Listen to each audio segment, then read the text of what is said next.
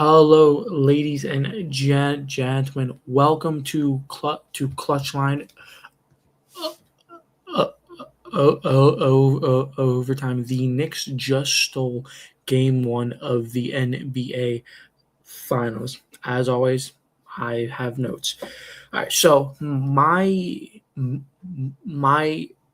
biggest take away from the game was this. All right, so at no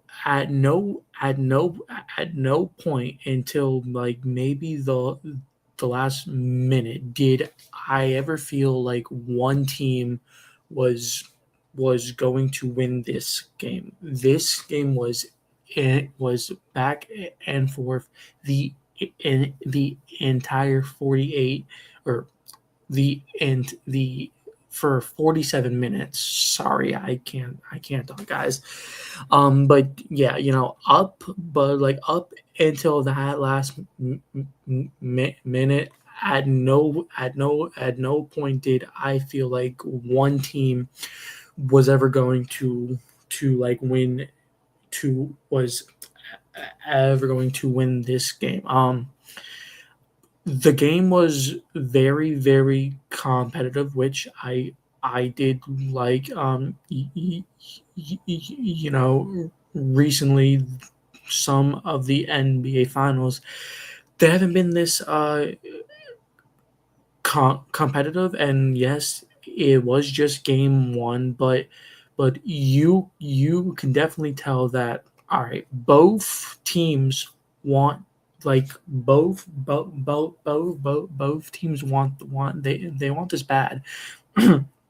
um Especially Knicks, because like the Knicks haven't made the finals or I'm sorry, like won the finals in what is it, like 27 years.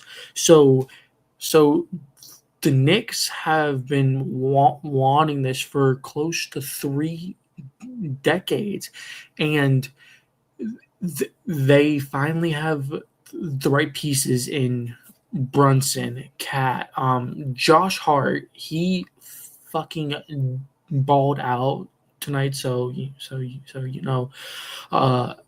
Uh, props to Josh.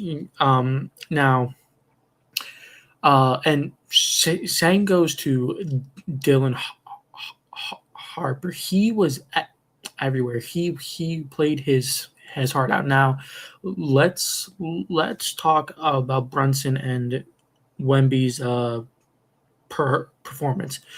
All right, Bronson may have dropped 30 plus, becoming the second Knicks player ever to do that in game one. But tonight just was not his night. He did not shoot well the whole game. He got injured like three different times, which I'm sure like scared Knicks fans like to death, right? And then Wemby's shooting also wasn't good. Like I I think I believe Brunson finished what like 15 of 30, and like I think like 3 from 10 from the arc. I mean it wasn't Brunson's greatest night shooting, right? Now, I want to talk about the Spurs, and tonight showed how young this Spurs team is, right? Because they did make a lot of mistakes. Like I did think they were shooting too many threes, because the Spurs shooting from the arc just it was not working at all. Like I I thought they were doing like way too many threes. I felt like they could have just tried to drive down to the hoop more. Wemby on defense, he's Wemby, right? He just sticks his arm up and then boom, right? Block, right? And like he did not have the greatest shooting performance, that but the guy was lethal from the free throw line. I think the Spurs did great at drawing fouls and getting to the line. They definitely made the Knicks mad with the calls that the Spurs were uh, getting on them. Like I believe at one point during the game, the Knicks did like three straight fouls in like the span of 1 minute. So the Spurs did that great. But like pretty much what they did wrong was, I think they were shooting too many threes that guys. Wemby really couldn't get into a rhythm. Dylan Harper was playing his heart out, and also there was a lot of Knicks fans there, so that could have been getting in their head just a little. Yeah, so they had that. Now, as for game two, which is Friday, definitely the adjustments that I think the Spurs need to make is not shooting from three as often.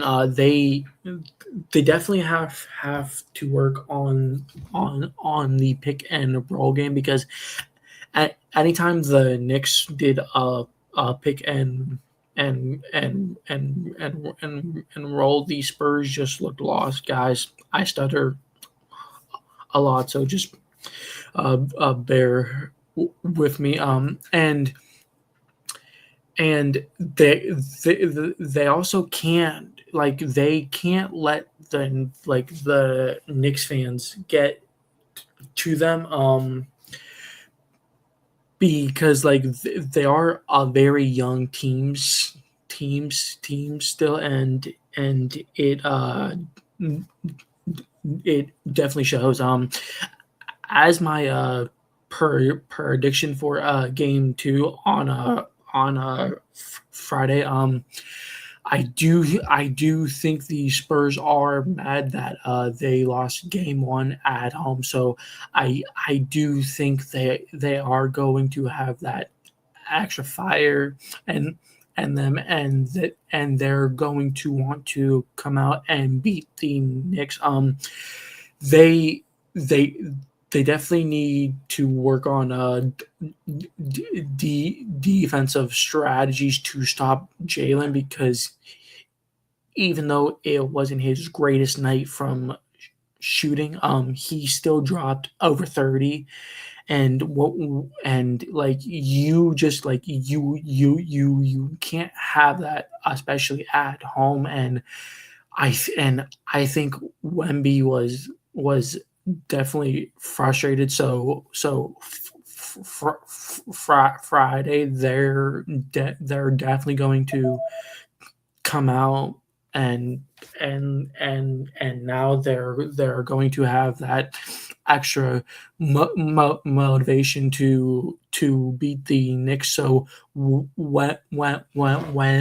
they do go to MSG, they won't be down 2-0, because I do think if they do drop back to back games, then I really do think the Knicks will probably sweep them. So that's it. That's it for this edition of Clutch Line Overtime. I will see you after game 2.